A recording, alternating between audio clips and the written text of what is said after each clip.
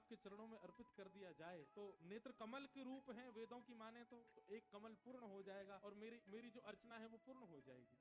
जैसे ही ये बात भगवान ने कही, देवता वहीं प्रकट हो गए, गंधर्व ढुकड़ियां बजाने लगे, आकाश मार्ग में सब देवता जय जयकार करने लगे और सब कहने लगे महादेव के प्रति नारायण की जैसी भक्ति है, ऐसी भक्ति किसी की नहीं हो सकती। भगवान की भक्ति का सब लोग प्रशंसा करने लगे, भगवान की भक्ति की जय जयकार करने लगे।